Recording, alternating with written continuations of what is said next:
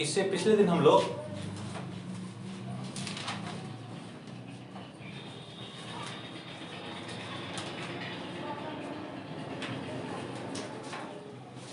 ये पढ़ा था कि ये पतला चादर है ना, उस पर अगर आवेश है तो इससे लंबवत दिशा में r दूरी पर बिंदु P है ना, तो यहाँ पर इलेक्ट्रिक फील्ड प्लस है तो ये क्या होगा, इधर होगा। नहीं समझ रहा है? प्लस है तो क्या होगा, इधर होगा। और इसका मान कितना होता है, E बराबर कितना, सिग्मा बाय 2 एप्सिलॉन नॉट होता है ना। ये पढ़ लिए। साथ साथ ये भी बता दिए थे कि अगर ये माइनस होगा तब किधर होगा, इधर ना। उल्टा होगा, माइनस होगा तो यहाँ जब +1 रखेगा ना तो इसको क्या करेगा, खींचेगा ना। इसलिए फील्ड हमारा क्या हो जाएगा, इधर हो जाएगा। नहीं, अब एक ऐसी स्थिति के बारे में हम विचार करते हैं जो संधारित्र आगे पढ़ेंगे। हम क्या पढ़ेंगे, वहां आएगा ये संधारित्र कैपेसिटर। तो वही उदाहरण देते हैं, उस समय उसका यूज करेंगे।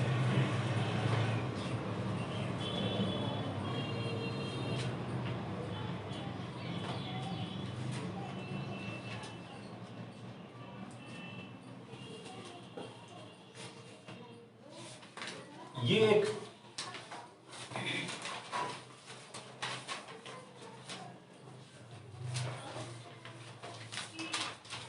एक दो प्लेट है, समझ रहा है। एक पे कैसा आवेश है, धन आवेश, एक पे है धन आवेश।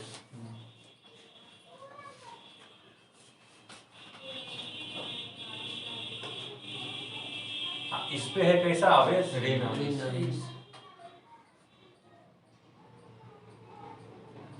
ठीक ना। तो देखो, हम चाहते हैं कि इसमें क्षेत्र बना लेते हैं। ये क्षेत्र है, इसका जो है ना पृष्ठीय आवेश घनत्व क्या मान लेते हैं, सिग्मा मानेंगे ना। तो ये कितना होगा, प्लस सिग्मा होगा ना। ये कितना होगा, माइनस सिग्मा। क्यों माइनस होगा, माइनस निगेटिव आवेश है ना, ऋण आवेश है, ये प्लस है इसलिए। इस क्षेत्र को हम 1 कहते हैं, इसको कितना कहते हैं, 2, इसको कितना कहते हैं, 3। ठीक है ना। तो तीनों क्षेत्र में हम विद्युत क्षेत्र का मान क्या होगा ये निकालना चाहते हैं ना। तो सबसे पहले ए क्षेत्र की बात करो यहाँ इसके लिए। तो यहाँ अगर देखेगा तो ये प्लस है, इसी कारण फील्ड क्या होगा, इधर होगा। बोलो ना, नहीं होगा इधर। इसका मान लेते हैं E1, कितना मान लेते हैं, E1। ठीक। अब ये माइनस के कारण क्या होगा, अभी तुरंत बता है कि माइनस खींचेगा। तो यहाँ पे फिर माइनस होगा, इधर ना होगा। तो ये मान लिया कितना, बोलो E2। नहीं समझ रहे बात। ये कैसा है, दोनों आवेश, दोनों जो चादर है, एक पे प्लस आवेश, एक पे कैसा है, माइनस। नहीं, एकदम बिल्कुल समांतर रखा हुआ है। तो प्रथम क्षेत्र में, क्षेत्र 1 में, नहीं, क्षेत्र 1 में विद्युत क्षेत्र तीव्रता हो जाएगा कितना, विद्युत क्षेत्र तीव्रता E1 कर देते हैं। कितना नाम रख दिया, E1 बराबर कितना होगा, E1 प्लस कितना होगा, E2 होगा ना। उनके साथ क्या है, E1 का मान कितना, मान, खाली मान। तो ये कितना होगा, सिग्मा बटे कितना होगा, 2 एप्सिलॉन होगा, प्लस इसमें भी होगा सिग्मा बाय 2 एप्सिलॉन। देखो माइनस नहीं कहना, माइनस के कारण तो दिशा हुआ है ना। नहीं समझ रहा है, मान हम खाली बोल रहे हैं। तो कितना होगा बोलो, सिग्मा 2 सिग्मा होगा, 2 को है ना, एक ये तो 2 सिग्मा बटे एप्सिलॉन नॉट, ये कट गया ना, सिग्मा बटे कितना हो गया, एप्सिलॉन नॉट। ऐसा पीछे बता भी दिया था, मैंने बताया था, बोलो। क्षेत्र बताया, उसमें हमने इसको माना था सिग्मा 1, इसको माना था सिग्मा 2, तब करके निकाला था। बाद में हम बराबर कर दिए थे। तो बराबर कर देगा, सिग्मा 1 बराबर सिग्मा 2 कर देगा तो क्या हो जाएगा, यहाँ नहीं हो जाएगा, यहाँ वही होगा। अब क्षेत्र 2 में चलते हैं, किसमें, क्षेत्र 2 में। तो यहाँ आते हैं 2, यहाँ कहीं ले लेते हैं ना। तो यहाँ पे इसी कारण क्षेत्र फील्ड किधर, इधर होगा। क्या माने थे इसी कारण, E2 ना। इसके कारण किधर होगा, इधर होगा। ये प्लस है, इसको धकेलेगा, ये माइनस है, खींचेगा ना। एक दूसरे को उल्टा हो गया ना, बोलो ना। तो यहाँ क्या करेंगे, यहाँ तो घटेगा ना, यहाँ बोलो ना। क्षेत्र 2 में विद्युत क्षेत्र तीव्रता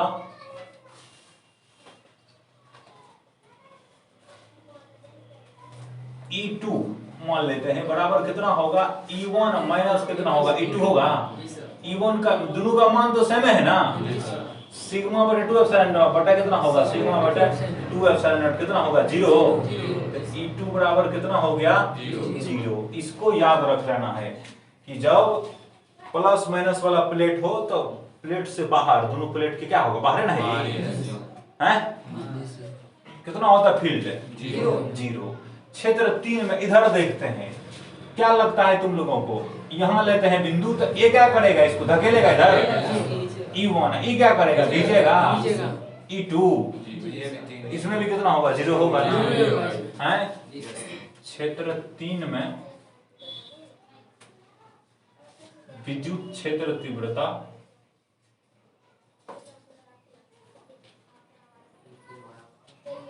E3 equal to E1 minus कितना E2।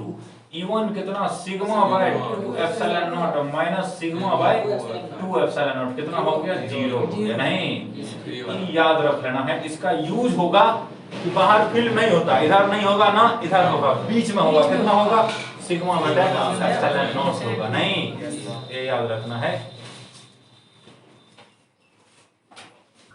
सर क्षेत्र वो 2 और 3 कैसे हो दोनों तो बराबर है ना।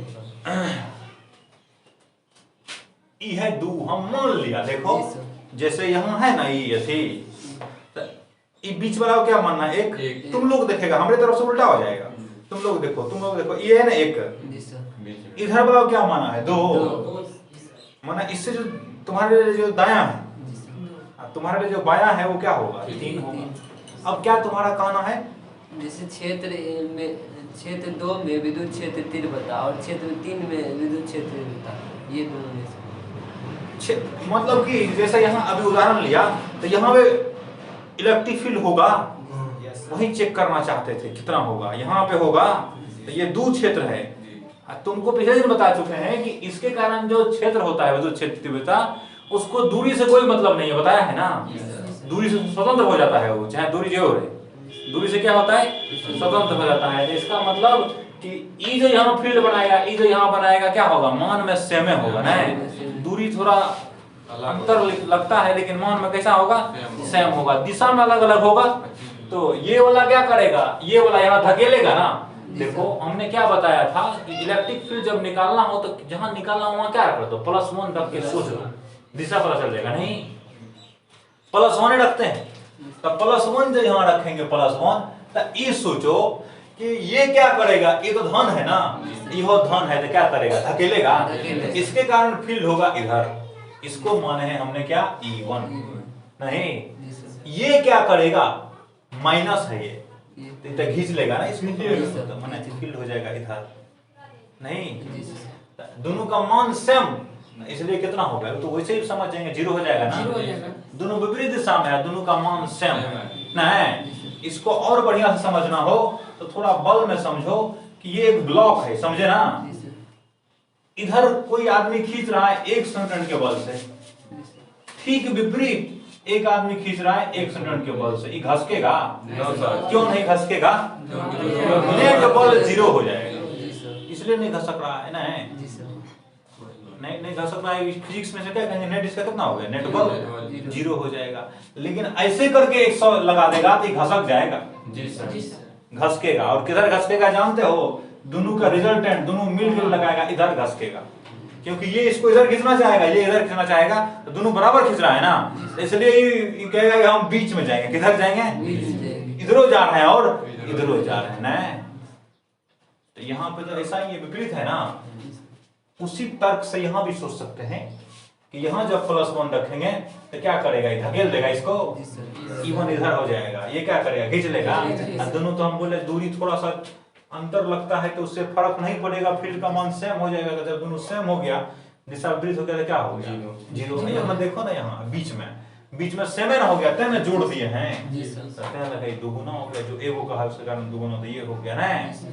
अब देखो इसका यूज कहाँ होगा संधारित्र कैपेसिटर हम पढ़ाएंगे इसके कुछ दिन बाद। अब क्या पढ़ाएंगे संधारित्र कैपेसिटर नाम सुना होगा, कंडेंसर कहते हैं जिसको उसी को कहते हैं कंडेंसर। उसमें हम जब पढ़ाएंगे तो ऐसा होता है उसका संकेत, ऐसा समझा, ऐसा एगो पे होगा प्लस चार्ज, इस पे होगा कैसा माइनस चार्ज होता है, ऐसा ही है। लेकिन अभी हम शॉर्ट में ऐसे दिखा रहे हैं, तो यहाँ हमको जरूरत पड़ेगा वहां पे यहाँ पे फील्ड निकालने का, तो क्या ऐसा नहीं होगा वो बीच में हमको फील्ड निकालने का। उस दिन हम कह देंगे कि हम पढ़ा दिए हैं कितना सिग्मा बटे एप्सिलॉन नॉट, जहां यहाँ सिग्मा इसका है पृष्ठीय आवेश घनत्व है, इसको समझ लिया ना। भी इसका यूज पड़ेगा वहां, यूज होगा हमको कहाँ कैपेसिटर, समझ रहे हैं ना बात।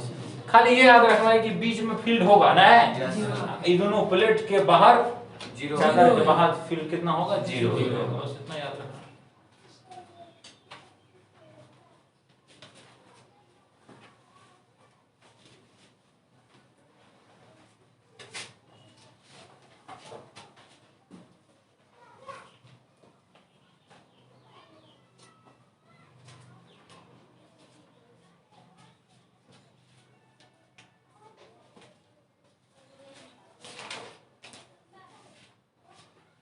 देखो एक जो लास्ट में बचता है आवेशित खोखले गोले के कारण, आवेशित खोखले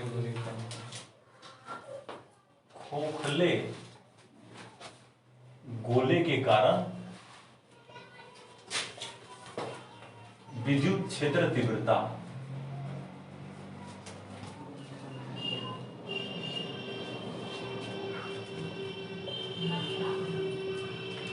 इलेक्ट्रिक फील्ड इंटेंसिटी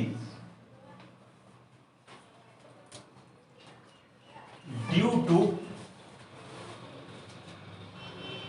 चार्ज्ड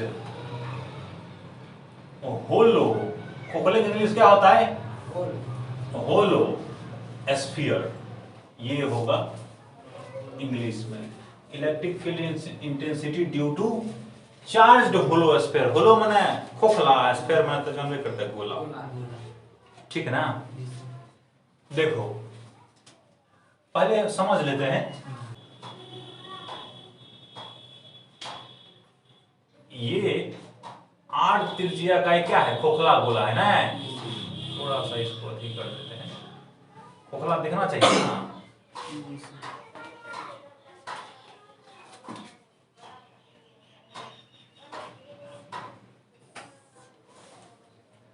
इस पर जो है, इस खोखला गोला पर प्लस क्यू आवेश दिया गया है। कितना आवेश, प्लस क्यू आवेश। तो ये क्या करेगा, फैल जाएगा ना इस पे। ये चालक है तो चालक में क्या करेगा, फैल जाएगा। ये आगे हम समझेंगे, ये ठीक है ना। तो माना इसका सेंटर कितना मान लेते हैं, बोलो ना, ओ ना। माना आर त्रिज्या वाला एक खोखला गोला है,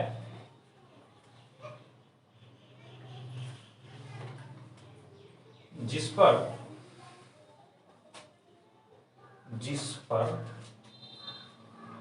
Q आवेश समान रूप से वितरित है। इसका मतलब क्या हुआ कि हर जगह कैसा मिलेगा, सेम होगा ना। कैसा होगा, सेम होगा।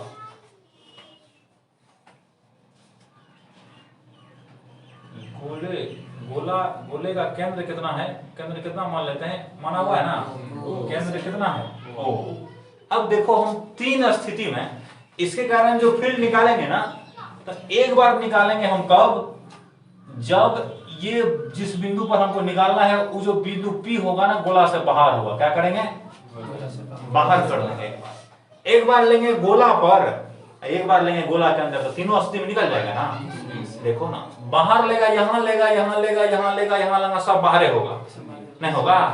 एक ले लेंगे गोला पर, एक ले लेंगे क्या अंदर, तो सारा स्थिति हो जाएगा ना, बोलो ना। तो पहला स्थिति में हम क्या करना चाहते हैं, जो ये जो बिंदु P है ना, ये क्या है, खोखला गोला से बाहर है ना।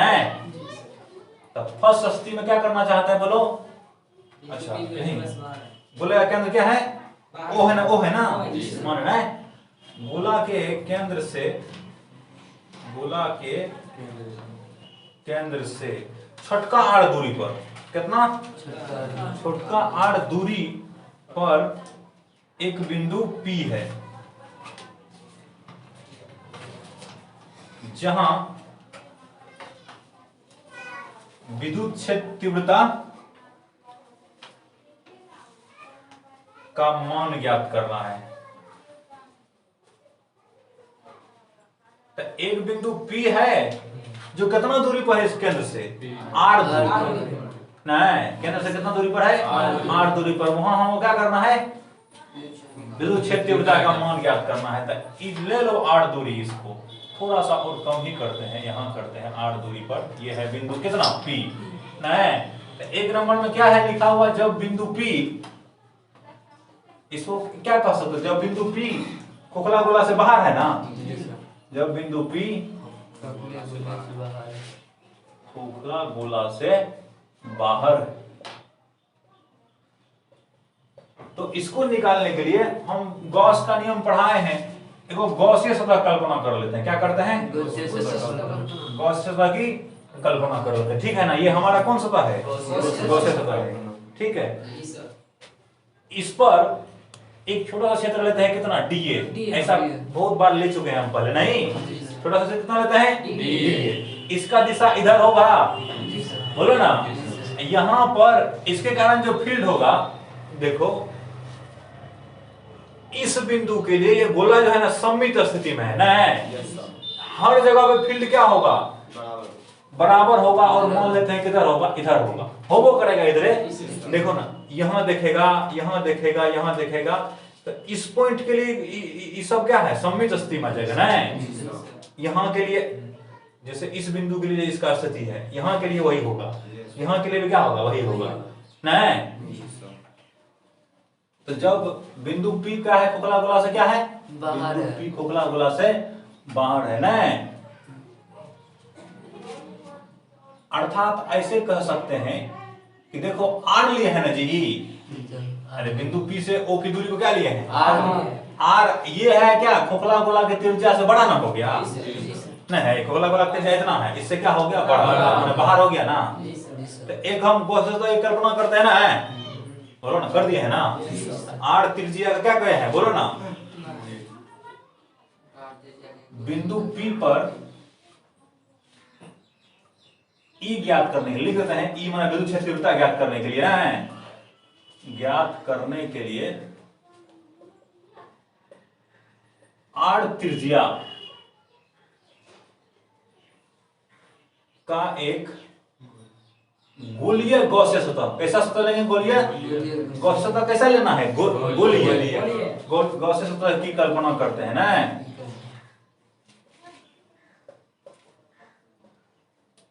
यहां कर लिया है कल्पना, यहां काट दिया है वैसा।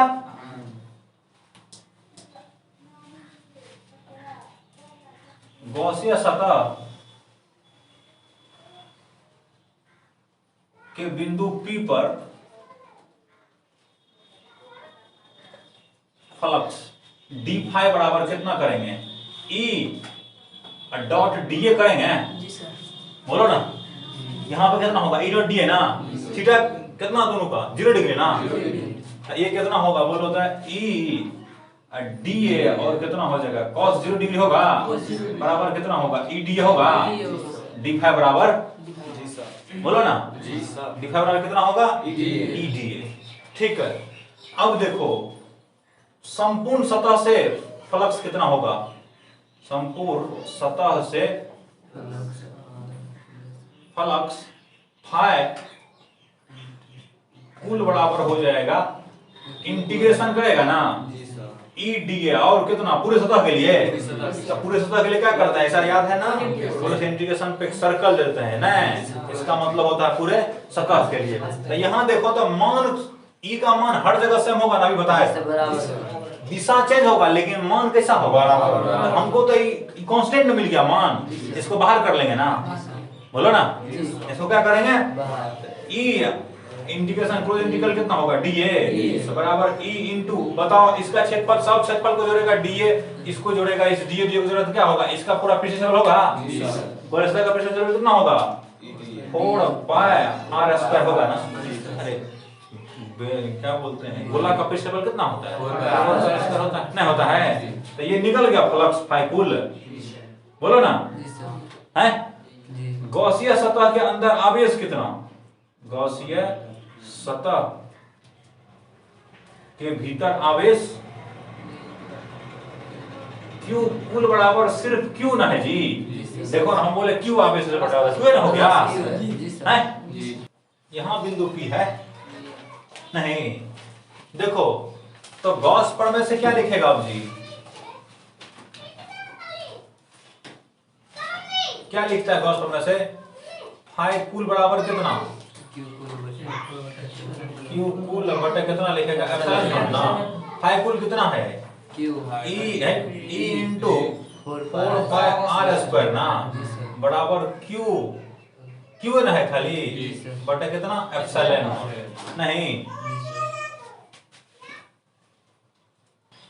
इसको इधर रहने देते हैं E को छोड़ देते हैं यहाँ E बराबर कितना होगा बोलो तो 1 बटा 4 पाई होगा एप्सिलॉन को 7 कर दो इनटू कितना होगा Q बटा r स्क्वायर हुआ ना जी। अच्छा देखो ये कैसा है कि ऐसा है जब बिंदु आवेश रख देता है ना जी अरे एक बिंदु है बिंदु आवेश इससे 8 दूरी पर यहाँ बिंदु P है इस पर क्षेत्र कितना होता है 1 बटा 4 पाई एप्सिलॉन नॉट Q बटा कितना r स्क्वायर ना ये भी ऐसा ही निकल गया ना इसके कारण जब बिंदु P इससे बाहर है ना है इससे हम क्या अर्थ समझ सकते हैं ये जो खोखला गोला का आवेश है सारे गोले को कहां मान लो केंद्र मान ले यहाँ Q हो गया यहाँ से 8 दूरी पर निकाल दिया तक 1 बटा 4 पे एप्सिलॉन रखे Q बटा कितना हो गया r नहीं समझा बात है किसके जैसा हो गया बिंदु आवेश के कारण ना तो ये मान लेते हैं कि सारा आवेश कहाँ चला है इसके केंद्र पर केंद्र पे आ गया था देख रखो ना यहाँ से जैसे इसी दूरी को मान लो ना यहाँ है तुमको Q ये क्या है r है ना ये बराबर क्या होता है 1 बटा 4 पाई एप्सिलॉन नॉट Q बटा r स्क्वायर ऐसा होता है समझ लेंगे कि यही है सब। दूसरा स्थिति क्या है ये फर्स्ट था ना दूसरी स्थिति क्या है जब बिंदु P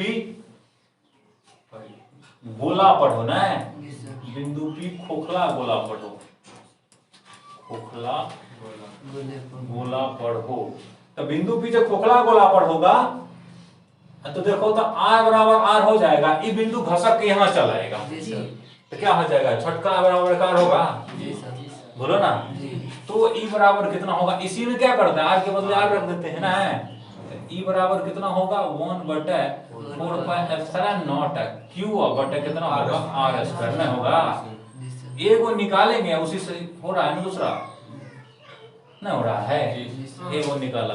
तीसरा स्थिति में क्या करेंगे क्या करना है जब अंदर कर देना है तो मान लो यहाँ है कहाँ यहाँ ना अब की बार P यहाँ चला जाता है यहाँ पे गोला बनाओ R हमारा ये ना हो गया आपकी बार जी बोलो ना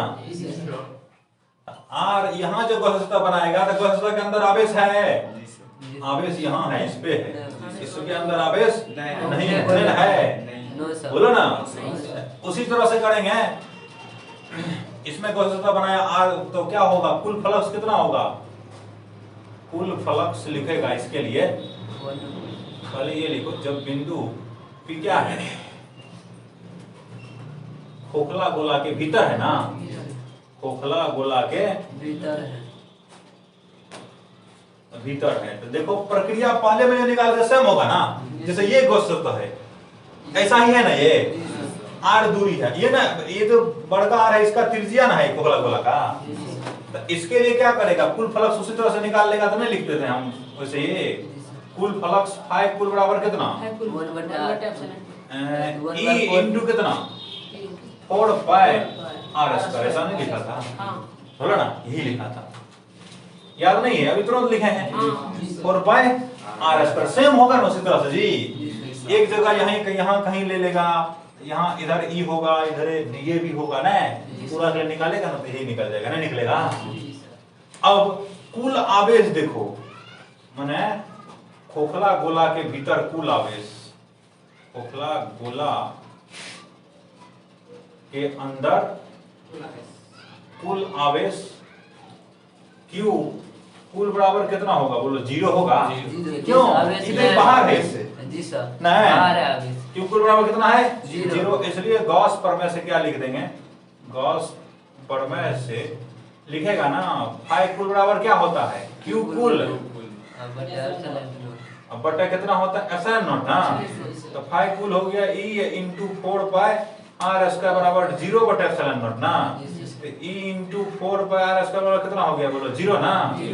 अब देखो इतना बराबर 0 हो गया है, इसका मतलब है कि E तो 0 नहीं ना होगा।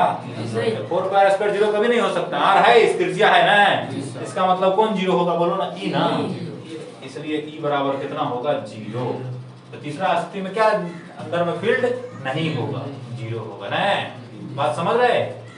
देखो एक बार यहाँ देखो, देखो ये फर्स्ट स्थिति वाला है ना, प्रथम स्थिति वाला ये है ना, ये है दूसरा स्थिति वाला ना, ये है तीसरा स्थिति वाला। इसका हम ग्राफ खींचना चाहते हैं। इसका ये ग्राफ कैसे होगा देखो।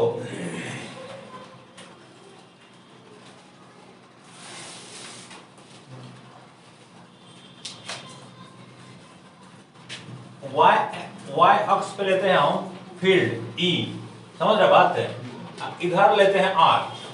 तो इसका जो ग्राफ खींचेगा तो यहाँ देखो 0 पे क्या है, मिटा दिया। 0 से R तक क्या था? फील्ड 0 था ना। देखो ना, जैसे एक बार फिर बना देते हैं। ये है ना खोखला गोला, बोलो ना, इस पे आवेश था ना प्लस प्लस। देखो यहाँ लिया ना बिंदु, जो अंदर में था तो वहां फील्ड कितना था? 0 ना। अंदर है, यहाँ तक अंदर ही ना होगा। अरे 70 से थोड़ा सा नीचे अंदर ही ना हो गया, तो वहां तक फील्ड कितना होगा? 0 होगा ना। वहां तक फील्ड कितना होगा? 0। शुरू कहां से होगा? सतह पे से ना। सतह पे से कितना? ये ना। देखो ना गोला पर है, कितना फील्ड हुआ? इतना ना। बोलो, इसका ग्राफ ऐसे होता है। ये तुमको है R0, कितना है? R0। ये R है, 0 से लेकर ये 0 है, तो 0 से R0 तक फील्ड कितना था बोलो? 0 ना। तो यहाँ से इधर नहीं दिखाएं ग्राफ को। R0 के बाद क्या करेंगे? R0 यहाँ ऐसा है ना, ये है, ये ऐसा हो जाएगा, ऐसा होता है इसका ग्राफ। ये E है तुमको E समानुपात 1 कितना? R square. यहाँ समझो ये कैसे हुआ। ये जो है ना, ये कितना है? ये है यहाँ पर 1/4 पाई एप्सिलॉन नॉट Q बटे कितना है? R स्क्वायर है यहाँ पर ना। इसको देखो ये कैसे हुआ। ये क्या है जी? कांस्टेंट है ना। ये Q बटे कितना? R स्क्वायर ना।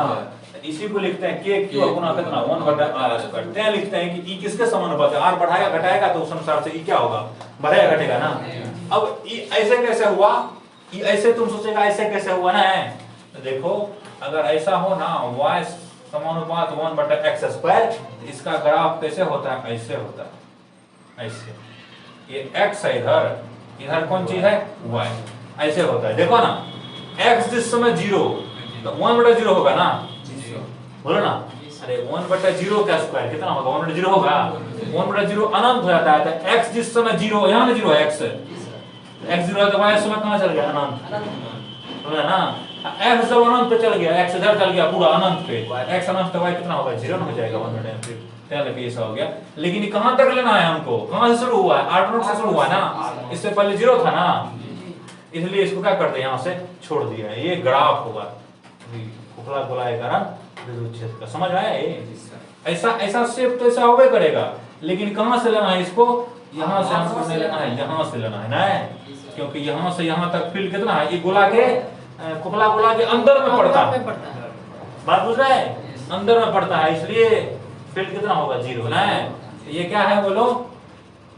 आलेख है ना जी। खोखला गोला के कारण